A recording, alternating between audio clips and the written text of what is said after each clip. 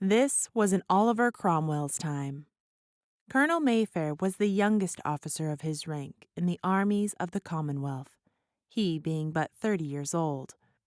But young as he was a veteran soldier, and tanned and war-worn.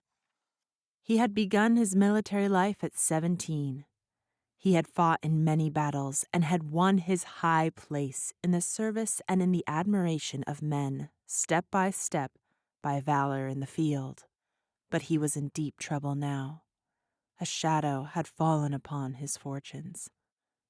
The winter evening was come, and outside were storm and darkness, within a melancholy silence. For the colonel and his young wife had talked their sorrow out, had read the evening chapter and prayed the evening prayer, and there was nothing more to do but sit hand in hand and gaze into the fire, and think and wait. They would not have to wait long, they knew that, and the wife shuddered at the thought. They had one child, Abby, 7 years old, their idol. She would be coming presently for the good night kiss, and the colonel spoke now and said, "Dry away the tears, and let us seem happy for her sake. We must forget, for the time, that which is to happen." I will shut them up in my heart which is breaking. And we will accept that which is appointed for us, and bear it in patience, as knowing that whatsoever he doeth is done in righteousness and meant in kindness. Saying his will be done. Yes, I can say it with all my mind and soul. I could say it with my heart. Oh, if I could. If this dear hand which I press and kiss for the last time. Shh, sweetheart, she is coming. A curly-headed little figure in night-clothes glided in at the door and ran to the father, and she was gathered to his breast and fervently kissed once, twice, 3 times. "Why, Papa, you mustn't kiss me like that. You'll rumple my hair." "Oh, I am so sorry, so sorry. Do you forgive me, dear?" "Why, of course, Papa. But are you sorry? Not pretending, but real, right down sorry?" "Well, you can judge for yourself, Abby." And he covered his face with his hands and made believe to sob. The child was filled with remorse to see this tragic thing which she had caused, and she began to cry herself, and to tug at his hands and say, "Oh, don't, Papa. Please don't cry. Abby didn't mean it. Abby wouldn't ever do it again. Please, Papa." Tugging and straining to separate the fingers, she got a fleeting glimpse of an eye behind them and cried out, "Why, you naughty Papa! You are not crying at all. You are only fooling. And Abby is going to Mamma now. You don't treat Abby right." She was for climbing down, but her father wound his arms around her and said, "No, stay with me, dear. Papa was naughty and confesses it and is sorry. There, let him kiss the tears away, and he begs Abby's forgiveness and will do anything Abby says he must do, for a punishment." They're all kissed away now, and not a curl rumpled, and whatever Abby commands. And so it was made up, and all in a moment the sunshine was back again and burning brightly in the child's face, and she was patting her father's cheek and naming the penalty. "A story! A story!" Hark! The elders stopped breathing and listened. Footsteps, faintly caught between the gusts of wind. They came nearer, nearer, louder, louder, then passed by and faded away. The elders drew deep breaths of relief, and the papa said, "A story it is. A gay one?" "No, Papa, a dreadful one." Papa wanted to shift to the gay kind, but the child stood by her rights as per agreement. She was to have anything she commanded. He was a good Puritan soldier, and had passed his word. He saw that he must make it good. She said, "Papa, we mustn't always have gay ones. Nurse says people don't always have gay times. Is that true, Papa? She says so. The mama sighed, and her thoughts drifted to her troubles again. The papa said gently, "It is true, dear. Troubles have come. It is a pity, but it is true." "Oh, then tell a story about them, Papa. A dreadful one, so that we'll shiver and feel just as if it was us. Mama, you snuggle up close and hold one of Abby's hands, so that if it's too dreadful, it'll be easier for us to bear it if we all are snuggled up together, you know. Now you can begin, Papa." Well, once there were 3 colonels. "Oh, goody! I know colonels just as easy. It's because you are one, and I know the clothes. Go on, Papa." And in a battle, they had committed a breach of discipline. The large words struck the child's ears pleasantly, and she looked up full of wonder and interest and said, "Is it something good to eat, Papa?" The parents almost smiled, and the father answered, "No, quite another matter, dear. They exceeded their orders." "Is that something—" "No, it's as unedible as the other. They were ordered to feign an attack on a strong position in a losing fight, in order to draw the enemy about to give the Commonwealth's forces a chance to retreat. But in their enthusiasm, they overstepped their orders, for they had turned the feint into a fact, and carried the position by storm, and won the day and the battle. The Lord General was very angry at their disobedience, and praised them highly, and ordered them to London to be tried for their lives." "Is it the great General Cromwell, Papa?" "Yes." "Oh, I've seen him, Papa. And when he goes by our house so grand on his big horse with the soldiers, he looks so, well, I don't know just how, only he looks as if he isn't satisfied. And you can see the people are afraid of him. But I'm not afraid of him, because he didn't look like that at me." "Oh, you dear prattler. Well, the colonels came prisoner to London and were put upon their honor, and allowed to go and see their families for the last. Hark!" They listened. Footsteps again, but again they passed by. The mamma leaned her head upon her husband's shoulder to hide her paleness.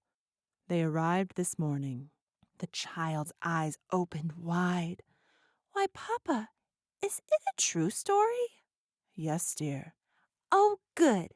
Oh, it's ever so much better. Go on, Papa." "Why, Mamma, dear Mamma, are you crying?" "Never mind me, dear.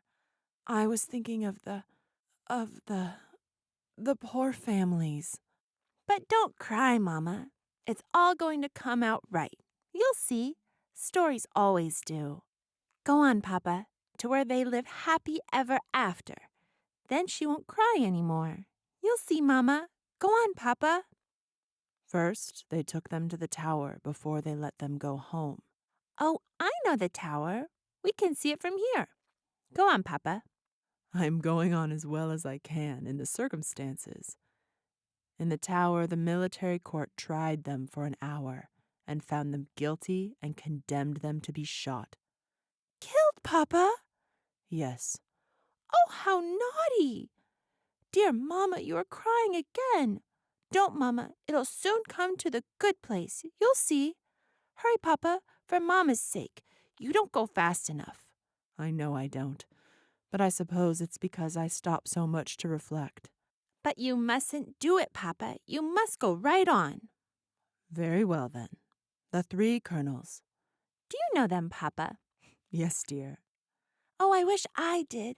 I love colonels. Would they let me kiss them, do you think?" The colonel's voice was a little unsteady when he answered. One of them would, my darling. There, kiss me for him. "There, Papa. And these 2 are for the others. I think they would let me kiss them, Papa. For I would say, 'My Papa is a colonel too, and brave, and he would do what you did, so it can't be wrong, no matter what those people say, and you needn't be the least bit ashamed.' Then they would let me, wouldn't they, Papa?" God knows they would, child. "Mamma, Oh, Mama, you mustn't. He's soon coming to the happy place. Go on, Papa. Then some were sorry. They all were. That military court. I mean, and they went to the Lord General and said they had done their duty, for it was their duty, you know, and now they begged that 2 of the colonels might be spared and only the other one shot. One would be sufficient for an example for the army, they thought. But the Lord General was very stern and rebuked them for as much as, having done their duty and cleared their consciences, they would beguile him to do less and so smirch his soldierly honor. But they answered that they were asking nothing of him that they would not do themselves if they stood in his great place and held in their hands the noble prerogative of mercy. That struck him, and he paused and stood thinking, some of the sternness passing out of his face. Presently he bid them wait, and he retreated to his closet to seek counsel of God in prayer. And when he came again, he said, "They shall cast lots. That shall decide it, and 2 of them shall live." And did they, Papa? Did they? And which one is to die? Oh, that poor man. No, they refused. They wouldn't do it, Papa? No. Why? They said that the one that got the fatal bean would be sentencing himself to death by his own voluntary act, and it would be but suicide, call it by what name one might. They said they were Christians, and that the Bible forbade men to take their own lives. They sent back that word and said they were ready. Let the court's sentence be carried into effect. What does that mean, Papa? They will all be shot. Hark, the wind. No, tramp, tramp, tramp. Rum, rumble, drum, rumble, drum. Open, open in the Lord General's name. Oh, goody, Papa. It's the soldiers. I love the soldiers. Let me let them in, Papa. Let me. She jumped down and scampered to the door and pulled it open, crying joyously, Come in, come in. Here they are, Papa. Grenadiers. I know the grenadiers. The file marched in and straightened up in line at shoulder arms. Its officer saluted, the doomed colonel standing erect and returning the courtesy, the soldier wife standing at his side, white and with features drawn with inward pain, but giving no other sign of her misery, the child gazing on the show with dancing eyes, one long embrace of father, mother, and child. Then the order, "To the tower, forward." Then the colonel marched forth from the house with military step and bearing, the file following, then the door closed.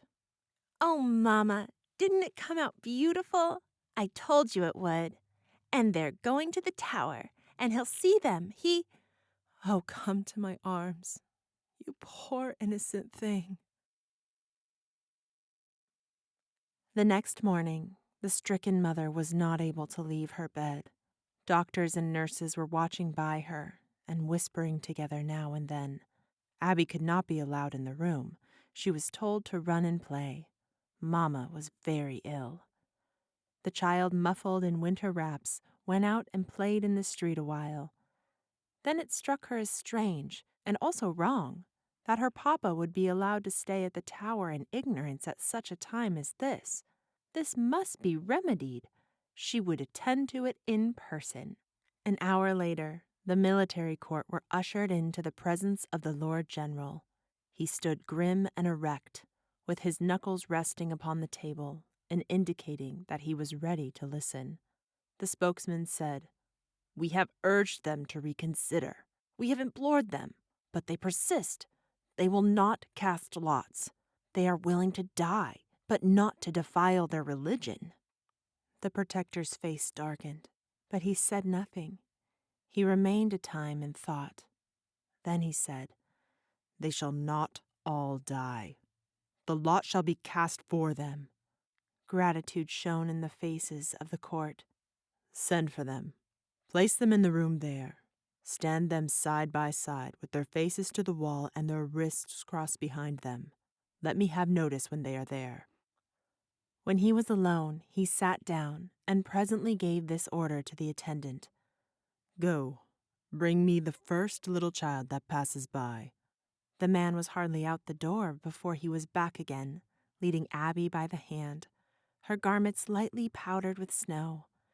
She went straight to the head of the state, that formidable personage at the mention of whose name the principalities and powers of the earth trembled, and climbed up in his lap and said, "I know you, sir.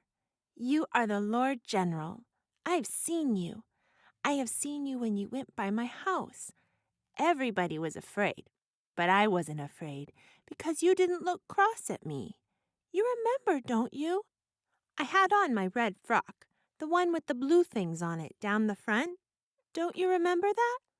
A smile softened the austere lines of the protector's face, and he began to struggle diplomatically with his answer. "Why, let me see, I was standing right by the house. My house, you know." Well, you dear little thing. I ought to be ashamed, but you know," the child interrupted reproachfully. "Now you don't remember it. Why, I didn't forget you." "Now I am ashamed. But I will never forget you again, dear. You have my word for it. You will forgive me now, won't you? And be good friends with me, always and forever." "Yes, indeed, I will. Though I don't know how you came to forget it. You must be very forgetful. But I am too, sometimes. I can forgive you without any trouble, for I think you mean to be good and do right, and I think you are just as kind. But you must snuggle me better, the way Papa does. It's cold." "You shall be snuggled to your heart's content, little new friend of mine. Always to be the old friend of mine hereafter, isn't it? You mind me of my little girl. Not little any more, now, but she was dear and sweet and daintily made, like you. And she had your charm, little witch, your all-conquering sweet confidence in friend and stranger alike, that wins to willing slavery any upon whom its precious compliment falls. She used to lie in my arms, just as you are doing now, and charm the weariness and care out of my heart and give it peace, just as you are doing now. And we were comrades and equals and playfellows together. Ages ago it was, since that pleasant heaven faded away and vanished, and you have brought it back again. Take a burdened man's blessing for it, you tiny creature, who are carrying the weight of England while I rest." "Did you love her very, very, very much?" "Ah, you shall judge by this. She commanded, and I obeyed." "I think you are lovely. Will you kiss me?" "Thankfully. And hold it a privilege, too. There, this one is for you. And there, this one is for her. You made it a request, and you could have made it a command, for you are representing her, and what you command I must obey." The child clapped her hands with delight at the idea of this grand promotion. Then her ear caught an approaching sound.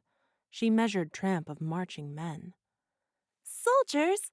Soldiers, Lord General! Abby wants to see them." "You shall, dear. But wait a moment. I have a commission for you." An officer entered and bowed low, saying, "They are come, Your Highness," bowed again and retired. The head of the nation gave Abby 3 little discs of sealing wax, 2 white and 1 a ruddy red, for this one's mission was to deliver death to the colonel who should get it. "Oh, what a lovely red one! Are they for me?" "No, dear. They are for others. Lift the corner of that curtain there, which hides an open door. Pass through, and you will see 3 men standing in a row, with their backs toward you and their hands behind their backs. So, each with one hand open, like a cup. Into each of the open hands drop one of those things, then come back to me." Abby disappeared behind the curtain, and the protector was alone. He said reverently, "Of a surety that good thought came to me in my perplexity, from him who is an ever-present help to them that are in doubt and seek his aid. He knoweth where the choice should fall, and has sent his sinless messenger to do his will. Another would err, but he cannot err. Wonderful are his ways and wise.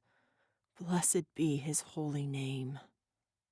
The small fairy stopped for a moment and dropped the curtain behind her and stood for a moment, conning with the alert curiosity the appointments of the chamber of doom and the rigid figures of soldiery and prisoners. Then her face lighted merrily, and she said to herself, "Why, one of them is Papa. I know his back. He shall have the prettiest one."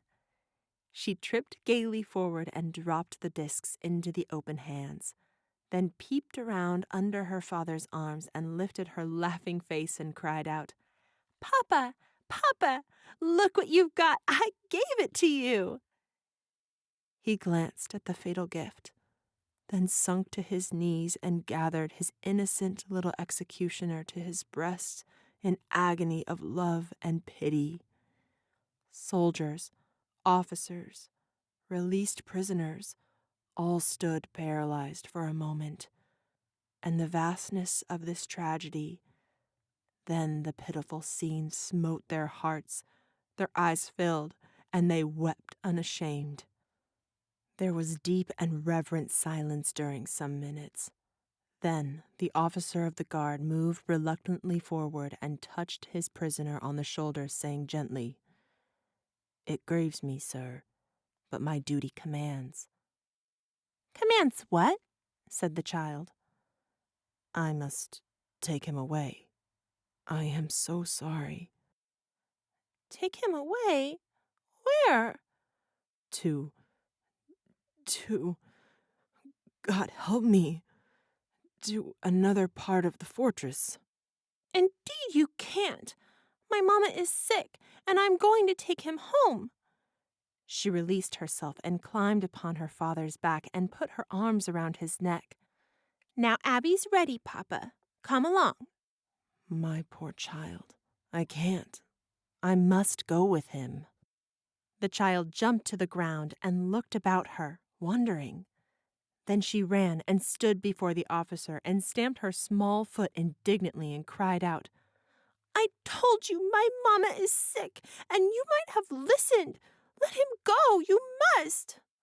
"Oh, poor child, would God I could, but indeed I must take him away. Attention, guard, fall in, shoulder arms." Abby was gone, like a flash of light. In a moment she was back, dragging the Lord Protector by the hand. At this formidable apparition, all present straightened up, the officers saluting and the soldiers presenting arms. "Stop them, sir. My mamma is sick and wants my papa. And I told them so, but they never listened to me and are taking him away." The Lord General stood as one dazed. "Your papa, child? Is he your papa?" "Why, of course. He was always it. Would I give the pretty red one to any other? Would I love him so? No." A shocked expression rose in the protector's face, and he said, "Oh, God help me. Through Satan's wiles, I have done the cruelest thing that ever man did, and there is no help, no help. What can I do?" Abby cried out, distressed and impatient. "Why, you can make them let him go." And she began to sob. "Tell them to do it. You told me to command, and now the very first time I tell you to do a thing, you don't do it." A tender light dawned in the rugged old face, and the Lord General laid his hand upon the small tyrant's head and said, "God be thanked for the saving accident of that unthinking promise, and you, inspired by him, for reminding me of my forgotten pledge, O incomparable child. Officer, Obey her command. She speaks by my mouth. The prisoner is pardoned. Set him free.